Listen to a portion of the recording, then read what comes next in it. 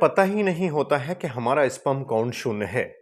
शादी को 3-4 साल ऐसे ही गुजर जाते हैं। जब बच्चा नहीं लग पाता है तो चिंता फिक्र होने लगती है कि भाई शादी को 3-4 साल हो गए, बच्चा क्यों नहीं लग रहा है। रिश्तेदार भी कहते हैं, घर वाले भी कहते हैं कि 3-4 साल हो गए, ऐसी क्या दिक्कत आ रही है कि बच्चा क्यों नहीं लग पा रहा। हम डॉक्टर के पास जाते हैं। डॉक्टर जब जांच कराते हैं तो पता लगता है स्पर्म काउंट शून्य आ रहा है। अभी तक हम सोचते थे कि शायद पत्नी में कमी है, लेकिन जब पत्नी को यह पता लगता है कि सारी कमियां आपके ही अंदर हैं, यानी स्पर्म यानी शुक्राणु जीरो हैं, तो उसका भी मिजाज आपके लिए बदल जाता है। वो भी फिर यही कहती है कि आप तो कहते थे कि मेरे अंदर कमी है और कमी आपके अंदर निकली। तो ये सारी चीजें कहीं ना कहीं हमारी ईगो को हर्ट करती हैं।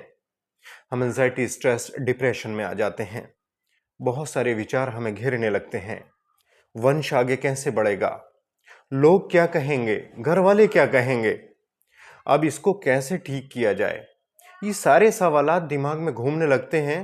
अब चूंकि एजोस्पर्मिया को लेके बहुत सारे मिथ भी हैं कि भाई एजोस्पर्मिया ठीक नहीं होता है, लेकिन मैं आपको बताऊं, जिस तरह से ओलिगोस्पर्मिया यानी स्पर्म काउंट अगर कम है तो वो ठीक हो जाता है, इसी तरह एजोस्पर्मिया भी ठीक होने वाली बीमारी है।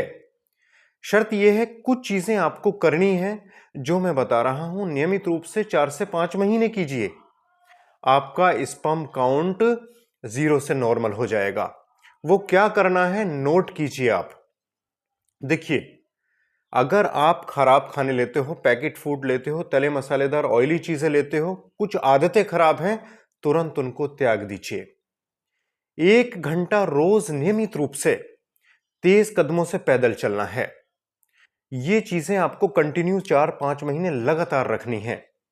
1 घंटा आपको चलना ही है, भले ही 24 घंटे में कोई सा भी समय निकालिए, 1 घंटा तेज कदमों से आप पैदल चलेंगे, ये आपको नियमित रूप से करना है। और तीसरे नंबर पर जो आपको करना है वो एक ऐसा फॉर्मूला जो आपको घर पर तैयार करना है और उसको नियमित रूप से इस्तेमाल करना है।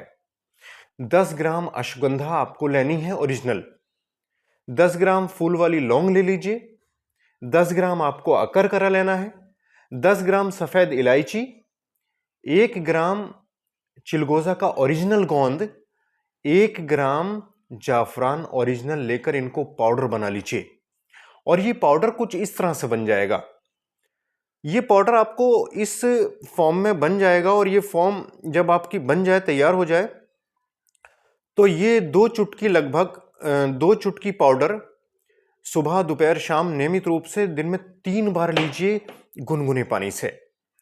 लेकिन ये पाउडर आप जब लेना जब आपको डायबिटीज हो तो, और अगर आपको डायबिटीज नहीं है तो 10 ग्राम अश्वगंधा, 10 ग्राम लौंग, 10 ग्राम सफेद इलायची, 10 ग्राम अकरकरा, 1 ग्राम चिलगोजा का गोंद और 1 ग्राम जाफरान में को पाउडर बना के आप इसमें ओरिजिनल शहद मिला लीजिए।